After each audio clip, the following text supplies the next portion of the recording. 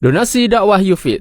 Yuk berikan amal jariah terbaik Anda untuk dakwah dan pendidikan Islam.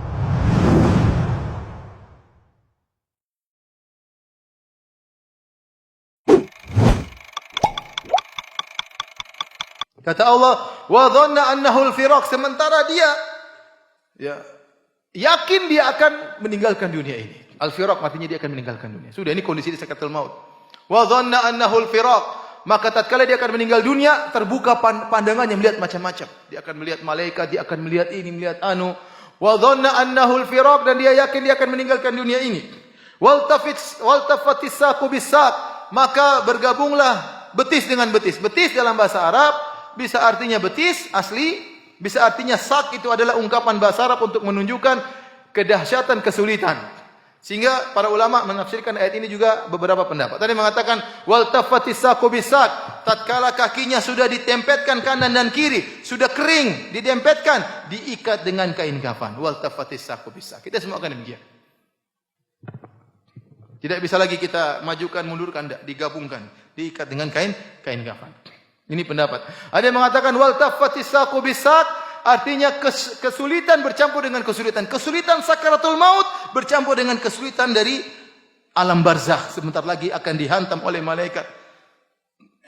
Sebentar lagi akan dipukul oleh malaikat. Sehingga bertumpuk-tumpuk kesulitan tatkala itu. Wal tafatis saqu bisaq. Itu hari yang sangat dahsyat. Orang yang akan meninggal dunia sementara dia dalam kondisi kafir, dia akan merasakan kesulitan yang amat sangat. Kata Allah, ila rabbika yauma idzinil masaq, maka kepada Rabbmu lah pada hari tersebut kau akan dibawa. Sudah selesai.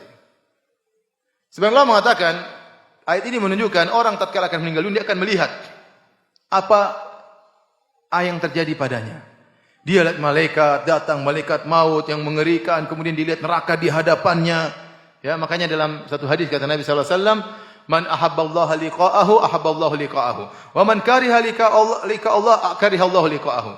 Kata Nabi kepada Aisyah, barang siapa yang suka untuk bertemu dengan Allah, Allah pun suka bertemu dengannya. Dan barang siapa yang benci untuk bertemu dengan Allah, maka Allah pun benci bertemu dengannya. Maka Aisyah berkata, ya Rasulullah, bagaimana? Kulluna nakrahul maut, kita semua tidak suka mati.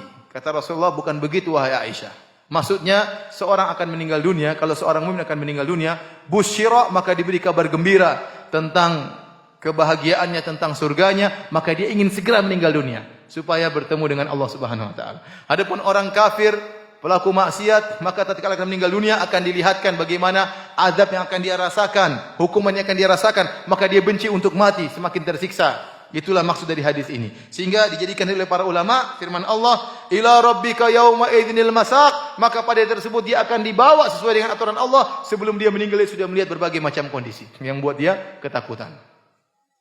Kata Allah Subhanahu wa taala, fala saddaqa wala shalla. Dia waktu di dunia tidak pernah bersedekah atau tidak pernah membenarkan Allah dan Rasulnya, wala shalla, dan dia tidak pernah salat. Abu Jahal dan teman-temannya. Walakin kadzdzaba wa tawalla, akan tapi dia mendustakan dan berpaling. Tsumma dhahaba ila ahli yatamatta, ini sikap dia di dunia. Inilah kalau dia meninggal begini, di dunia kayak apa dulu? Dunia dulu tidak pernah membenarkan. Selalu mendustakan, berpaling, dibacakan ayat Allah berpaling, tidak pernah mau salat, tidak pernah mau sujud, sombong angkuh. Tsumma dhahaba ila ahli yatamatta, kemudian dia berjalan menuju keluarganya dalam kondisi yatamatta, sombong dan angkuh, sudah tidak salat, tidak beriman, mendustakan agama, berpaling, sombong lagi. Aula laka fa aula, celakalah bagimu. Ini ungkapan aula artinya celaka. Celaka kepada engkau. Summa aula laka fa aula, celaka bagi engkau, celaka bagi engkau. Allah ulangi aula 4 kali. Celaka, celaka, celaka, celaka. Karena disebutkan sebelumnya juga 4 kesalahannya, yaitu fala saddaqa wala shalla walakin kadzdzaba wa tawalla. 4 perkara. Maka Allah mengatakan celaka, celaka, celaka, celaka. Dan Allah kalau sudah menghukum, menyiksa, detail. Setiap dosa ada hukumannya. Detail, tidak ada yang tidak detail. Di akhirat semuanya apa? Detail. Ente melakukan kebajikan, detail juga Allah akan balas. La tahqiranna minal ma'rufi syai'an walau an talqa akhaka biwajhin talib. Jangan kau remehkan kebajikan sedikit pun, meskipun hanya tersenyum waktu bertemu dengan teman. Itu senyum itu akan ada balasannya. Demikian juga maksiat, detail Allah balas. Makanya kata Allah, "Faman ya'mal mithqala dzarratin khairan yarah." Barang siapa melakukan kebajikan sebesar darah pun, dia akan lihat hasilnya. "Wa may ya'mal mithqala dzarratin syarran yarah." Barang siapa melakukan keburukan sedikit pun dia akan melihat hasilnya. Tatkala Abu Jahal fala saddaqa wala shalla walakin kadzdzaba wa tawalla. 4 perkara dilakukan.